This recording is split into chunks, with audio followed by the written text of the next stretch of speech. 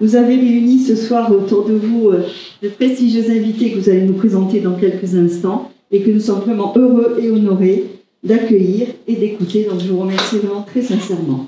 Le film donc, raconte l'histoire d'une doctorante de l'Université du Michigan qui est l'élève d'un professeur Randall et qui découvre qu'une comète géante se dirige vers la Terre et la détruira dans les 6 mois. Les 2 astronomes tentent d'alerter les autorités et accompagnés par le chef de la défense planétaire, ils sont reçus par la présidente des États-Unis qui semble plus préoccupée par son mandat et ses intérêts personnels que par la comète. Eh bien, oui, ce film, on l'a évidemment tous vu, il nous a tous profondément interpellés. Et peut-être, non pas nous particulièrement, nous aussi à la mission pour la transition énergétique, puisque c'est notre quotidien d'essayer de faire avancer la communauté monégasque dans sa transition énergétique pour atteindre ensemble les objectifs ambitieux que nous nous sommes fixés. Et tous les jours, nous nous heurtons aux incohérences de la société, aux incohérences du gouvernement, aux incohérences des acteurs politiques, économiques, financiers, à nos propres incohérences, chacun d'entre nous.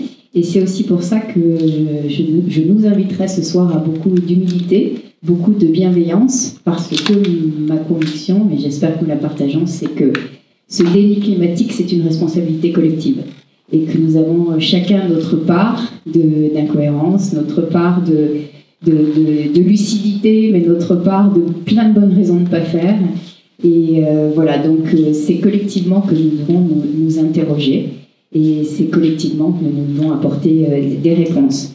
Donc voilà, la grande question, c'est pourquoi l'urgence climatique qui est tellement claire, qui est tellement exposée par les scientifiques, ne nous pousse-t-elle pas à agir davantage et plus vite?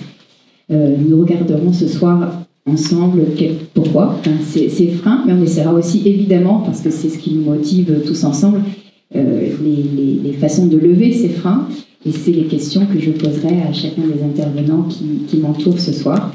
En fait, on s'est rendu compte que les scientifiques, en écrivant des articles, étaient très peu lus par le public, par les politiques. Donc le GIEC avait comme rôle de faire une synthèse de tout ça et d'écrire surtout un résumé pour les décideurs politiques.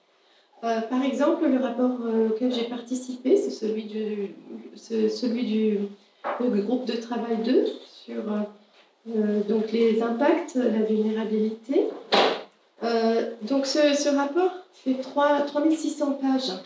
Et personne ne va lire tout ça. Donc le résumé pour les décideurs politiques pourrait éventuellement amener vers les bonnes personnes les résultats. Alors, ce n'est pas toujours évident, peut-être question de langage.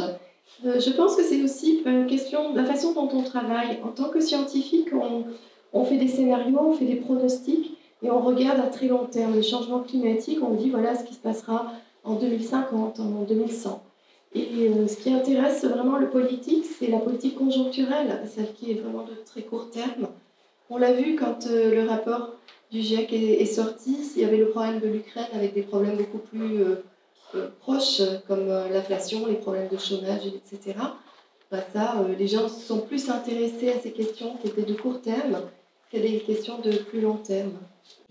Et selon vous qui avez une approche économique de la problématique climatique, on a un petit peu échangé préalablement et vous nous disiez que peut-être ce langage économique était une des clés pour se faire entendre des décideurs. Alors, c'est un des moyens parce qu'en fait, quand on parle de changement climatique, de perte de biodiversité, etc., les politiques ont tendance à dire oui, bon, et après, et c'est dans longtemps.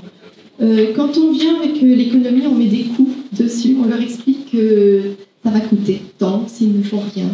Et s'ils n'engagent pas les actions maintenant, le prix de l'inaction sera beaucoup plus important que le prix d'une action future. À ce moment-là, ils ont peut-être plus tendance à réagir. Ce qu'on peut faire aussi d'un point de vue économique, c'est essayer d'intégrer les problèmes de changement climatique et les solutions dans les politiques macroéconomiques, qu'elles soient monétaires, qu'elles soient fiscales. On peut les intégrer dans nos modélisations Et donc expliquer que si on arrive à donner les bonnes subventions aux bonnes personnes, ou mettre les bonnes taxes, par exemple, ça c'est de la politique fiscale, à ce moment-là, peut-être qu'on peut avoir des résultats qui sont beaucoup plus intéressants. La Fondation a ce rôle aussi de vulgariser la parole scientifique. Est-ce que c'est une des moyens de faire partager le constat des scientifiques? Alors oui, absolument. Mais avant de répondre précisément à la question et sans dévoiler la fin du film, j'aimerais juste rappeler une évidence. Et ce film va vraiment dans ce créneau-là. Ce n'est pas l'avenir de la planète qui est en jeu aujourd'hui, c'est l'avenir de l'homme sur la planète. Déjà, ça remet en perspective grandement les choses. Et la planète se portera très bien sans nous, on l'a vu, dès les premières semaines du Covid. Parenthèse fermée. Alors, en effet, j'ai la chance de travailler pour un président qui est aussi un chef d'État en exercice, et c'est unique dans le monde. Un chef d'État qui est personnellement convaincu depuis de très très longues années de la nécessité de changer la manière de produire, de voyager, de consommer, de vivre, en résumé. Et donc il a été très jeune, sensible au discours des scientifiques. Il croit en la science. Je préfère le rappeler parce que pas tout le monde ne croit en la science. Et effectivement, pendant très très longues décennies, le déni climatique était très présent dans les cercles politiques, ce qui a quand même largement, très largement évolué, fort heureusement. Et donc, en créant la Fondation Albert II de Monaco, donc dès 2006, c'était une des premières décisions politiques lors de l'avènement du souverain, l'un des principaux enjeux a bien été de diffuser la connaissance scientifique à la fois auprès des décideurs politiques, qu'ils soient au niveau multilatéral, on va penser à l'ONU tout de suite, mais aussi lors de rencontres bilatérales auprès de chefs d'État, lors de rencontres que le souverain a très régulièrement. C'est aussi une diffusion du message scientifique auprès du grand public. On a soutenu des films, des conférences, des expositions. Et c'est surtout, et c'est un des derniers leviers d'action que l'on est en train d'activer, c'est de diffuser le message auprès des décideurs économiques.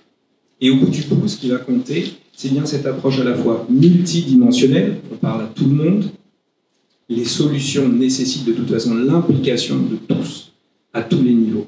Et donc avec la Fondation, on va aussi parler aux citoyens, au niveau donc, de son habitat, de l'appartement, de la maison, de ce qu'ils peuvent faire à cette échelle-là, de discuter ensuite à l'échelle municipale, régionale, nationale et internationale.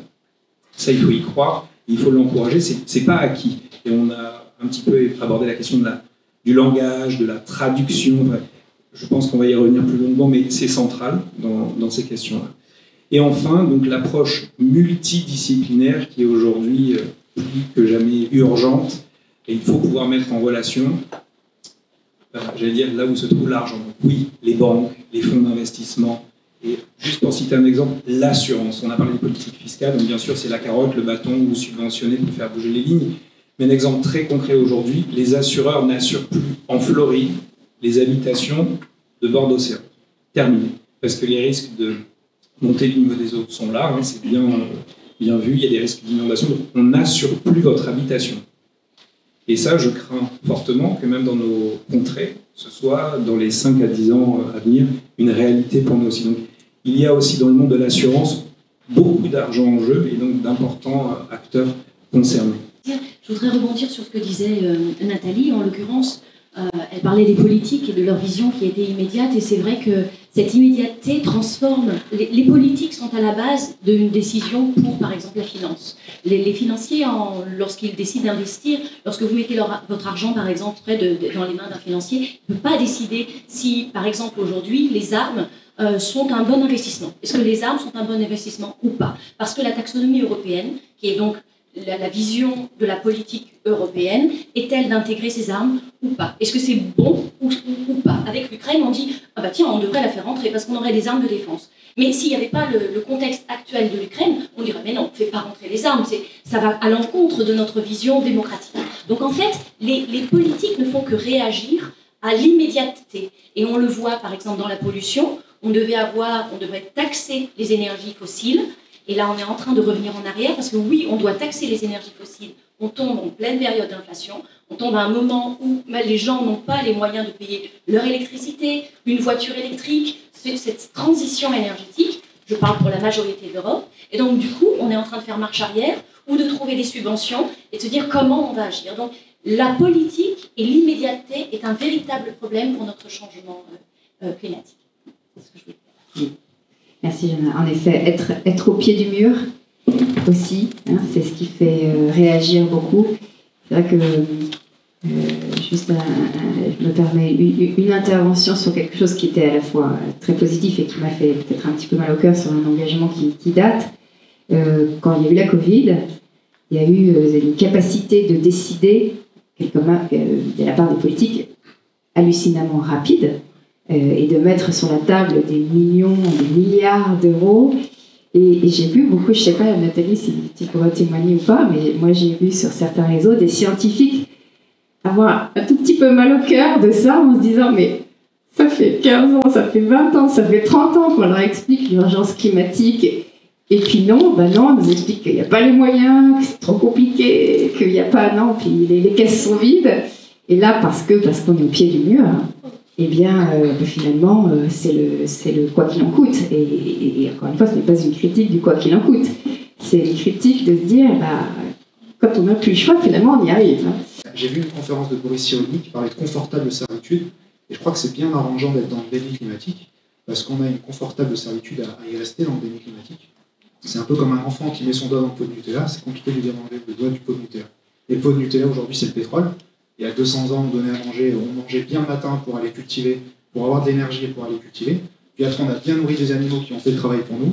Puis après, on a découvert le pétrole, qui nourrit des tracteurs, et qui nourrit l'industrie, et qui nourrit les transports, et qui nourrit tout un tas de choses. Et c'est une énergie incroyable, qui a une puissance incroyable. On a mis le doigt, on est devenus tous des supermans. On sait aujourd'hui, Jean Covici fait des travaux là-dessus, qu'il faut à peu près 150, on a tous individuellement ici dans cette salle, 150 esclaves énergétiques à notre disposition par jour. De la lumière le matin, la climatisation, le grille-pain, le frigo, le congélateur, toutes les activités qu'on vit. On a 150 esclaves énergétiques. Il faudrait 150 personnes, aujourd'hui, par personne dans cette salle, pour consommer ce qu'on consomme. On a mis le doigt dans un pot de Nutella incroyable. Et ça c'est difficile d'enlever le doigt. Et je pense que c'est aussi un vrai sujet, et c'est une bonne raison pour rester dans le déni. Oui, il y a certainement trop d'informations et une complexification de tous les sujets, c'est-à-dire pour le politique aujourd'hui, gérer le problème du logement, gérer le problème climatique, gérer le problème du nucléaire, il faudrait des connaissances quasi impossibles à avoir pour un seul homme. Il y a un besoin d'expertise, il y a un besoin de confiance aussi. Et je crois que le déni, alors on en avait parlé en préparant, mais il y a une dimension très psychologique, c'est est-ce qu'on veut vraiment voir ce que l'on n'a pas envie de voir? Autrement dit, on sait tous qu'on va quand même dans un mur. Bon, on fait comme si ce mur était assez lointain et c'est tout l'enjeu du film. De notre point de vue, on ne peut pas tout miser sur le temps politique, puisqu'on a bien compris que 4 ans, 5 ans de mandat, c'était incompatible avec des changements profonds. Et il faut donc miser, c'est pour ça que je dis nous, notre carte que l'on joue aujourd'hui, c'est de parler aussi au secteur privé. C'est-à-dire de basculer un petit peu le paradigme, où il faut bien l'avouer, je dirais jusqu'à 10 ans, 5 dernières années, l'écologie n'était pas du tout partie intégrante de l'économie et de la vie socio-économique d'un pays. C'était, voilà, on avançait dans le pays. Et puis, il y avait ce boulet écologique dont les activistes parlaient beaucoup, mais ce n'était pas partie prenante en fait, de la décision immédiate d'une entreprise ou d'un État. On avait complètement externalisé les pollutions, notamment votre téléphone, les métaux rares, tout ça. C'est une externalisation pure et simple. Vous achetez le produit sans prendre en considération son cycle de vie, le besoin de retraite. Externalisé purement et simplement, c'est les seuls produits, si on peut appeler l'écologie un produit, mais dans l'économie, normalement, on ne peut pas fonctionner comme ça. Il y a une équation qui prend en compte tout cela. Là, non, on a purement externalisé. Depuis une petite décennie, on commence à faire évoluer les choses. On parle des subventions, de la fiscalité, des assurances, donc il y a des choses à faire. Mais le changement de paradigme, à mon sens, s'opère depuis peu. On peut faire beaucoup d'argent en ayant un impact très positif aujourd'hui sur les écosystèmes. On l'a beaucoup dit, faire savoir. Faire savoir, c'est aussi le rôle des médias. Mais est-ce que tous les médias jouent le jeu?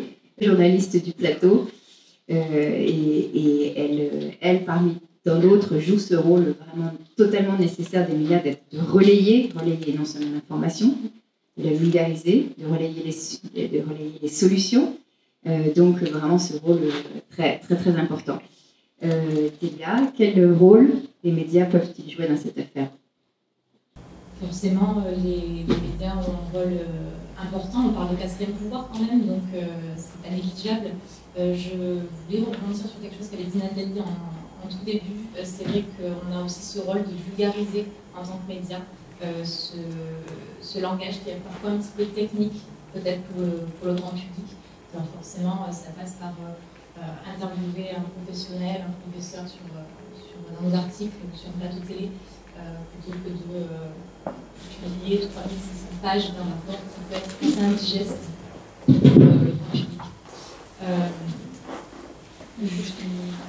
Je souhaite, oui, me désolidariser de ces animateurs, puisque j'ai pas du tout l'impression. Alors là, on est dans le show à l'américaine, bien sûr, on est dans la parodie. C'est pas dans les faits la façon de travailler des journalistes, même si on l'a évoqué aussi en réunion préparatoire. Ça vous avait fait pas mal réagir, l'annonce de l'arrivée de Messi l'été dernier, qui est tombé en même temps que le rapport du GIEC et qui a complètement occulté ce volet. Donc là aussi, c'est vrai qu'on peut s'interroger parfois sur le traitement médiatique de la presse. Pour la touche optimiste, donc je vais vous parler de la rédaction monégasque locale de la Gazette de Monaco. Nous, on est signataires du pacte depuis le 1er octobre 2020.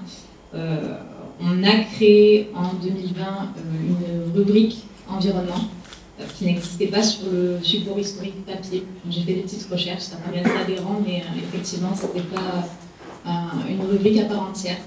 Depuis, donc en 2 ans, ce que je peux vous dire, c'est qu'on publie en moyenne un article dans cette rubrique-là, lié à cette thématique-là de l'environnement, tous les 2 jours. Donc c'est quand même beaucoup plus conséquent que ce qu'on avait par le passé. Les articles marchent et intéressent sur cette thématique-là notre public, c'est certain. J'en veux pour preuve récemment un article dédié à l'autopartage des Tesla sur l'appli Mobi, qui a très bien fonctionné sur nos réseaux sociaux et a été repris. C'est notre article le plus commenté avec 4000 interactions. Donc c'est quand même des thématiques qui intéressent le grand public. Voilà. Donc c'est assez prometteur. Merci en tout cas pour vos expertises et vos témoignages. Merci beaucoup.